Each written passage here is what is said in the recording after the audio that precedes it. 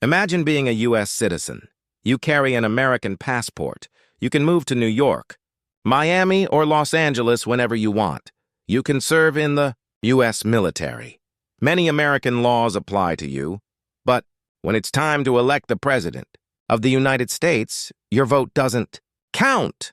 You can't vote for the President. Sounds impossible?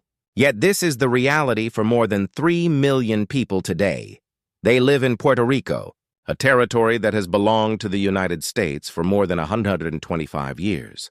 And despite all that time, Puerto Rico has never become a full U.S. state. Why? Why do millions of American citizens have fewer political rights than people living in any U.S. state? And why has this issue remained controversial for more than a century? To answer that question, we need to go back to the late 1800s. How the United States acquired Puerto Rico. Before 1898, Puerto Rico was a colony of Spain.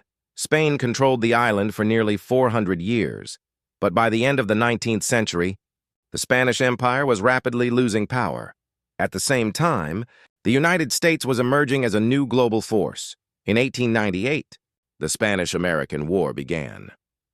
The war lasted only a few months. Spain lost.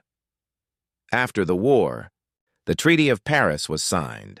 Under the agreement, Spain handed over several territories to the United States.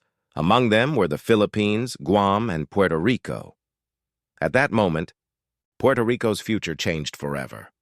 What's especially interesting is that the people living on the island were never asked what they wanted. Their future was decided by politicians thousands of miles away, and just like that, Puerto Rico became part of the United States. Why Puerto Ricans became U.S. citizens. In 1917, the U.S. government made a major decision. The people of Puerto Rico were granted U.S. citizenship. At first glance, this seemed like a huge step forward. Many assumed that Puerto Rico would eventually become a state. But that never happened. In fact, many historians point to another reason behind the decision. That same year, the United States entered World War I.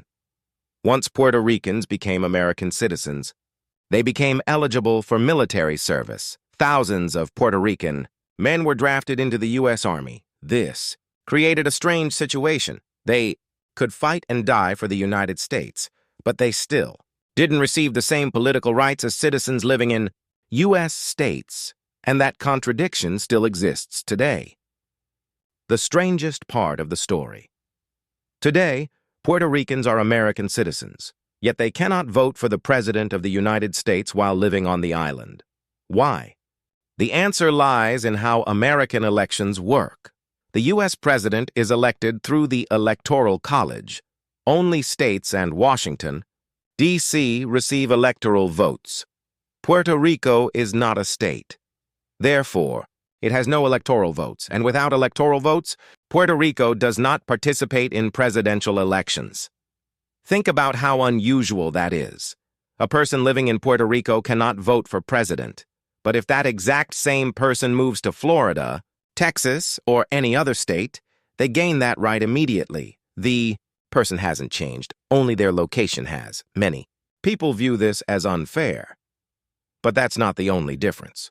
Puerto Rico sends a representative to Congress. However, that representative cannot cast final votes on legislation in the House of Representatives. Imagine laws affecting your daily life, while the person representing you has limited voting power. That's one reason the debate over Puerto Rico's status remains so controversial.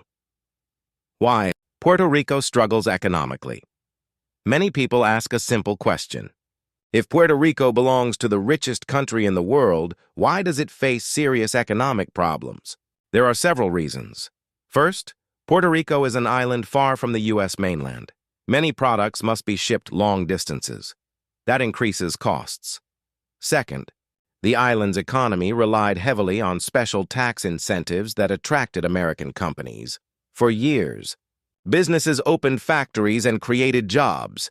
But when many of those tax advantages were removed, companies began leaving. Jobs disappeared. Economic growth slowed down.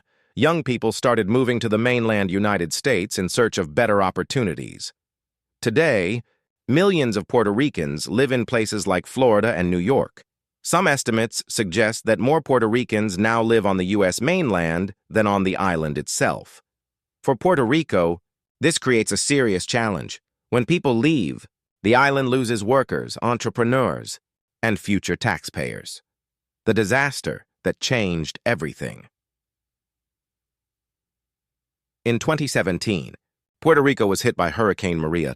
It became one of the most devastating disasters in the island's history.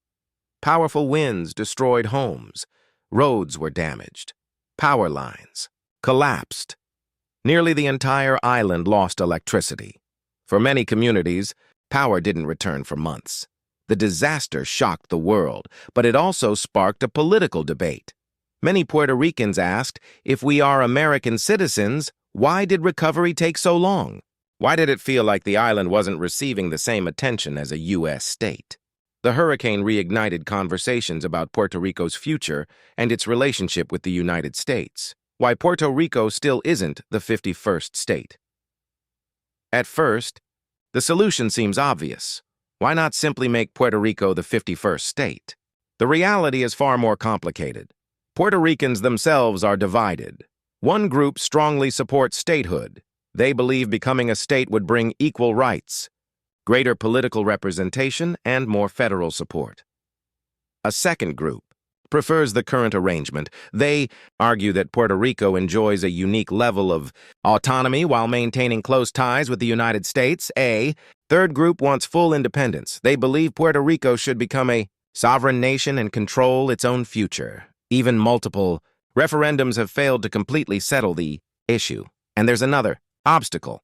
Even if most Puerto Ricans support statehood, Congress must approve it, and politicians in Washington remain divided on the question. As a result, the debate has continued for decades. What if Puerto Rico became the 51st state? If Puerto Rico ever becomes a state, it would be a historic moment. The island's residents would gain full voting rights in presidential elections. Puerto Rico would receive senators and voting members of Congress. Federal funding programs could change significantly, but new responsibilities would come as well. Tax rules could be different. Government systems would need to adapt. That's why even supporters of statehood continue debating exactly how such a transition should happen. Puerto Rico's story reveals how complicated the modern world can be. For more than a century, the island has existed between two futures. Two, connected to the United States to be completely separate, yet not fully equal to the 50 states. Millions of people live with this reality every day, and nobody knows what the final outcome will be. Will Puerto Rico someday become the 51st state, or will it choose a different path? What do you think? Should all U.S. citizens have the same rights no matter where they live? Let me know in the comments below, because this debate has lasted for more than 100 years, and it still isn't over.